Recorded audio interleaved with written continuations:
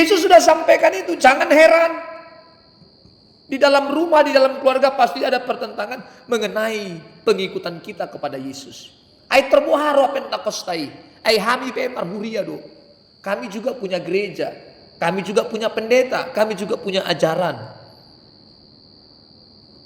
Itu sering sekali perdebatan terjadi di dalam keluarga. Sehingga Yesus berkata antara 5 orang di dalam satu rumah, 3 melawan 2 dan 2 melawan 3. Kadangkala 1 melawan semuanya. Betul atau tidak? Kalau 3 lawan 2 masih enak ya, ada temennya. Ini masalahnya kita tidak ada kawan. Tujuan kita untuk bertuan secara serius, lalu datang anak, istri, keluarga, menjadi bertentangan terhadap iman yang kita jalani, saudara Bapak Ibu. Anak-anak kita ajak ke gereja, mereka katakan nanti aja mak, masih muda, besok aja kami. Dan pada akhirnya memang tidak pernah beribadah. Itu juga pertentangan. Kita periksa anak-anak kita sudah serius berurusan dengan Tuhan. Kita periksa suami sudah berurusan dengan Tuhan. Istri sudah berurusan dengan Tuhan. Kalau kita bicara gereja, kalau kita bicara Tuhan, sering terjadi perdebatan, sering terjadi pertentangan. Itu yang dimaksudkan Yesus. Bukan damai seperti versi orang Yahudi. Kalau datang Yesus, sakit menjadi sembuh sehingga kita menjadi damai. Permintaan dan permohonan kita di dalam doa-doa, dalam pikiran dan kehendak kita maunya dikabulkan oleh Allah sehingga kita menjadi damai. Ada pikiran-pikiran kita demikian. Kalau seandainya aku punya rumah permanen seperti tulangku, pasti kehidupanku bahagia dan nyaman. Itu maumu, itu damai yang saudara maksud. Dan Yesus datang bukan untuk itu. Haleluya. Kalau bisa aku punya anak laki-laki dan perempuan lengkap. Yesus bukan datang untuk mewujudkan itu. Soal lahiriah, soal kebutuhan jasmani, kebutuhan fisik, itu semua makhluk berusaha untuk mendapatkannya. Bertuhan atau tidak, semua makhluk diberikan keahlian untuk mencari makan. Maka urusan kita adalah urusan batinia yang terus menerus dikoneksi untuk didapati berkenan di pandangannya. Sehingga kalau ada terjadi percekcokan, pertentangan, perdebatan di tengah-tengah keluarga oleh karena kebenaran itu, memang itu seharusnya. Jangan heran, jangan kecil hatimu. Haleluya. Jangan justru terpengaruh. Di dalam keluarga ada 4 orang, 5 orang yang bertentangan dengan kita, justru kita terpengaruh. Iya ya, oh ide hebat. Enggo tohodo hatami ngagodang perpentakosta. Enggo tohodo hatami ngabalum anakmu. Molo tohodo hatami namar Tuhan ko ngadinggan bisnismu. Kan begitu serang-serangan yang selalu kita terima saudara Bapak Ibu. Mari pelajarilah bagaimana kehidupan Yesus, dia pun ditolak. Bahkan Yesus disalib.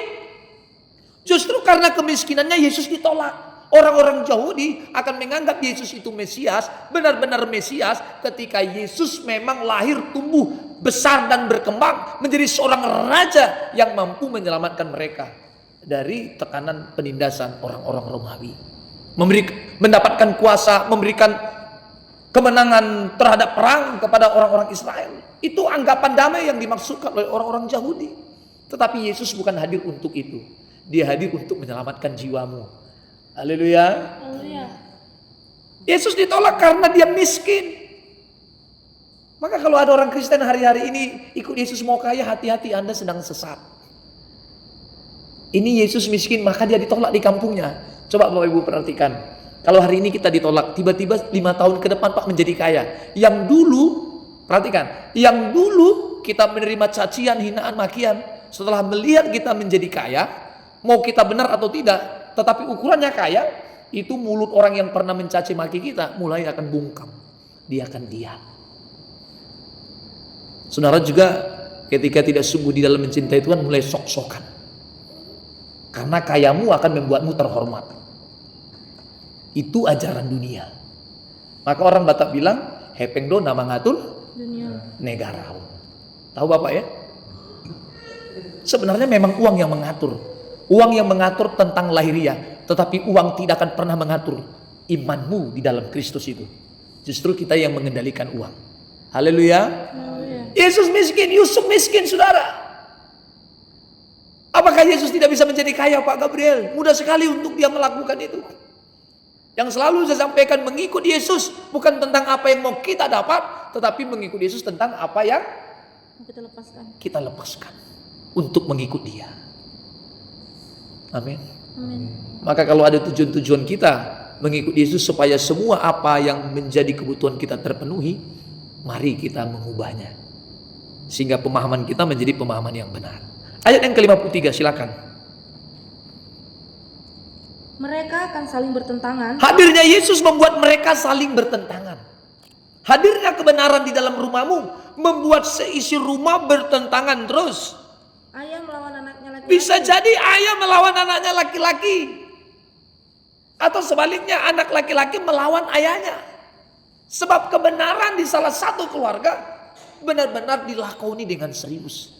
Sehingga anak yang sering beribadah, ayahnya mulai komplain. Lu kalau ibadah gak pernah absen lu. Aku lihat kau dari pemuda sampai sudah berumur seperti ini, punya istri, punya anak, nasib ekonomimu begitu-begitu saja. Tidak ada perubahan dan tidak ada perkembangan. Apa hasilmu mengikut Yesus? Sehingga terjadi perdebatan. Lihatlah sepupumu, dia rajin bekerja, hari Minggu ada bonusan dia ambil tuh. Lumayan untuk membantu keluarga, membangkitkan daya ekonomi. Kamu tuh ada kesempatan hari Minggu, ada bonusan berkali lipat, justru meninggalkan itu dan pergi bergereja. Apa sih yang kamu dapat bergereja? Ini yang sering terjadi dalam kehidupan orang Kristen, Bapak Ibu. Sehingga ayah dan anak sering bertentangan. Banyak orang yang mempengaruhi kita untuk tidak mengikut Yesus secara serius. Anak bisa mempengaruhi, suami bisa mempengaruhi, istri bisa mempengaruhi, lingkungan bisa mempengaruhi, keluarga besar bisa mempengaruhi. Apa sih yang kamu dapat ketika kamu serius berurusan dengan Tuhan? Itu mengganggu otak kita, saudara. Sehingga iblis terus akan mengganggu kita dengan cara memakai orang-orang yang ada di lingkungan kita untuk menggoda kita. Untuk membuat kita tidak sungguh di dalam berurusan dengan Tuhan. Yesus sudah berkata hadirnya Dia membuat pertentangan di dalam keluarga. Terus silakan selanjutnya. Anak laki-laki melawan ayahnya. Anak laki-laki melawan ayahnya. Terus Ibu melawan anaknya perempuan. ibu melawan anaknya perempuan, terjadi percecokan. Terus Dan anak perempuan melawan ibunya. anak perempuan melawan ibunya, sebaliknya begitu. Terus Ibu mertua melawan menantunya perempuan. ibu mertua pun bisa berkelahi kepada menantunya. Sebab salah satu di antara mereka hidup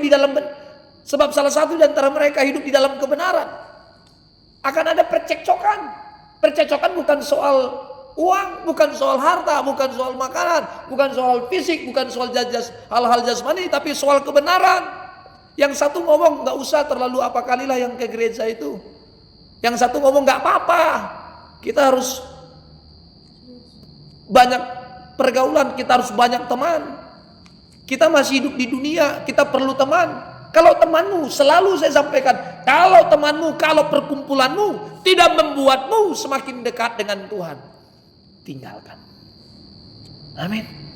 Sementara saudara kita ngomong, kamu butuh teman loh, kamu butuh STM, kamu butuh dongas sauta. Nanti kalau kamu susah siapa yang nolong itu? Ingat, meskipun kita butuh pertolongan, kalau persekutuan perkumpulan itu tidak membuat kita semakin mencintai Tuhan, segera ditinggalkan. Saya tidak melarang Anda masuk ke STM, tapi ingat, kalau di STM itu engkau tidak semakin dekat dengan Tuhan, tinggalkan perkumpulan itu. Amin. Bisa atau tidak? Susah ya. Perkumpulan antara bapak-bapak di dalam sebuah komplek, di dalam sebuah lingkungan, kumpulan ibu-ibu, arisan-arisan, boleh Pak, boleh. Tapi ingat, kalau tidak membawamu semakin dekat dengan Tuhan, tinggalkan. Amin. Nanti kamu butuh pertolongan, kamu butuh orang, kamu butuh tetangga, kamu butuh lingkungan. Kita hanya butuh Yesus. Maka lagu PJK berkata, aku bisa hidup tanpa siapapun, tetapi aku tidak bisa hidup tanpa Tuhan. Kita manusia adalah makhluk sosial, kita butuh siapapun Pak. Tetapi kalimat itu harus menjadi kalimat yang membuktikan bahwa kita lebih memilih ditinggalkan oleh siapapun daripada kita tidak mencintai Tuhan itu. Sebab Yesus pun begitu, Dia ditolak, dia tidak diterima, dia direndahkan, tidak dianggap bernilai dan tidak dianggap penting. Mengapa tidak dengan kita? Kita pun mestinya merasakan apa yang pernah dirasakan oleh Yesus. Haleluya. Ada percekcokan. Apakah penjelasan firman Tuhan malam ini saudara pernah terjadi dalam kehidupan kita? Ada percekcokan oleh karena kebenaran itu? Saya pastikan semua kita pernah. Mungkin hari ini juga masih. Bahkan saya juga seorang pendeta, ayah saya juga seorang pendeta, kami sering bercekcok mengenai kebenaran. Ini enggak begini Pak maksudnya. Maksudnya begini loh. Haleluya. Sudah sama-sama pendeta. Bahkan dalam perkumpulan-perkumpulan organisasi pendeta juga begitu Pak. Sering cekcok. Karena memperdebatkan mengenai tafsiran di dalam Alkitab. Berapa sering pendeta berkelahi di dalam berdialog. Bukan itu maksudnya. Ini loh maksudnya. Bukan itu maksudnya. Ini loh maksudnya. Berapa banyak pendeta juga menjadi pendeta, mengajarkan firman untuk kepentingannya. Maka kalau ada seorang pendeta menyampaikan kebenaran untuk kepentingannya, ini juga harus bertobat. Mestinya menyampaikan kebenaran untuk kepentingan Kristus. Haleluya. Ini sama-sama Injil yang diberitakan, sama-sama Yesus yang diberitakan Pak. Tetapi tujuan dan kepentingannya itu berbeda. Juga terjadi perdebatan. Yang satu pendeta mengajarkan tentang Yesus yang benar itu, tetapi motivasinya berbeda. Yang satu menyampaikan kebenaran Injil itu, motivasinya memang karena kepentingan Kristus. Maka kalau kedua pendeta ini ketemu, sering juga bertentangan. Enggak apa-apa melakukan adat istiadat Batak Pak, pendeta yang satu. Lalu pendeta yang lain, oh enggak gitu. Adat istiadat enggak membuatmu mendekat dengan Tuhan. Itu menjauhkanmu dari kasih sayang Tuhan. Oh tidak Pak, kita masih di dunia. Ini pendeta loh. Kita masih di dunia, kita perlu adat. Kita perlu marsaor. Kita perlu bersilaturahmi dengan semarga. Kita perlu bersilaturahmi dengan semua orang. Itu benar. Itu benar, kita harus berkomunikasi dengan siapapun. Kita harus menjalin hubungan sebagai makhluk sosial dengan siapapun. Tetapi kalau itu tidak membuat kita semakin mencintai Tuhan, tinggalkan. Jangan sampai hadir dalam kumpulan itu. Haleluya. Mari kita serius saudara. Yesus juga sudah pernah mengalami hal itu. Lalu mengapa kita merasa canggung dalam menjalani hari? Merasa terpojokkan, merasa tertekan oleh karena penolakan oleh orang-orang di lingkungan kita. Bahkan oleh karena penolakan dari keluarga kita. Setelah mendengar kebenaran firman ini mestinya meneguhkan hatimu, menguatkan hatimu. Kalaupun aku berjalan sendiri, yang pasti aku harus bersama Yesus. Amin. Kalaupun mertuaku menolak statementku, pernyataanku, aku akan terus berjalan dengan dia. Mari kita serius saudara Bapak Ibu. Yesus ditolak karena dia miskin. Dianggap tidak memiliki nilai. Kalau kita pun ditolak oleh karena kebenaran itu justru hal mulia yang dinanti-nantikan oleh Allah dari masing-masing kehidupan kita. Amin. Sebab manusia secara umum mengukur seseorang itu berharga atau tidaknya jika seseorang itu memiliki nilai materi yang banyak. Semakin dia kaya, semakin dihormati. Semakin dia miskin, semakin tidak dihargai. Entah kau bertuhan atau tidak, kalau kau semakin kaya, semakin banyak orang yang menghormati.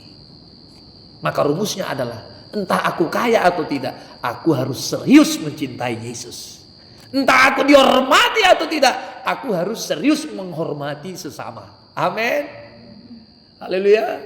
Entah ditolak atau tidak, aku akan terus berjalan bersama dengan Yesus. Entah diterima atau tidak, entah ditentang atau tidak, disukai atau tidak, aku akan serius berjalan di dalam jalannya Yesus. Maka jangan khawatir kalau ada anakmu meninggalkanmu karena kebenaran itu. Kalau ada keluarga yang membuli, kalau ada keluarga yang mengasingkanmu, jangan khawatir dan jangan bimbang, jangan heran. Yesus pun mendapatkan perlakuan itu. Haleluya. Semangat ya, bapak-bapak, ibu-ibu. Amin. Opung Okta harus semangat. Kalau ada anaknya yang belum sungguh di dalam bertuhan, tunjukkan bahwa Opung Okta itu hidup di dalam kebenaran. Tak perlu marah. Jangan terganggu. Kalaupun aku sendiri sudah opung-opung beribadah, kalian gak ikut, terserah. Aku akan terus berjalan bersama dengan dia sampai dia memanggilku kelak. Wah, ini pemahaman benar. Jangan marah. Sampaikan kebenaran dan lakukan. Orang, keluarga, lingkungan akan menyaksikanmu berbuat sesuatu yang mulia di pandangan Tuhan atau tidak. Perilakumu akan menjelaskan. Tindakanmu akan menjelaskan. Sungguhkah di dalam mengikuti Yesus itu? Atau hanya sekedar narasi, sekedar pernyataan, sekedar omongan saja kita mengikuti Yesus. Tetapi sikap perilaku kita justru jauh dari apa yang Tuhan inginkan. Sikapmu yang menentukan itu. Kalau kita ditolak karena miskin, karena jahat, memang seharusnya. Jangan heran. Kalau kita memang manusia suka menipu, lalu ditolak dan dijauhi, memang seperti itu. Tetapi di waktu kita melakukan hal-hal yang benar sesuai dengan ketentuan Allah, ditolak, itu mulia. Haleluya. Itu agung. Itu dalam perkenanan Allah. Maka untuk melakukan kebenaran itu, jikapun tidak ada temanmu, teruslah berjalan. Amin. Di dalam melakukan kebenaran itu, meskipun tidak ada temanmu, berjalanlah terus menuju kepada kebenaran itu. Entah kau sedang sendiri atau tidak, berjalanlah terus. Jangan sampai ada siapapun yang mengganggumu. Jangan sampai ada sesuatu yang mengganggumu. Mengikut Yesus, keputusanku. Harga mati di dalam mengikut dia. Amin. Puji Tuhan saudara, kita bernyanyi mengikut Yesus, keputusanku.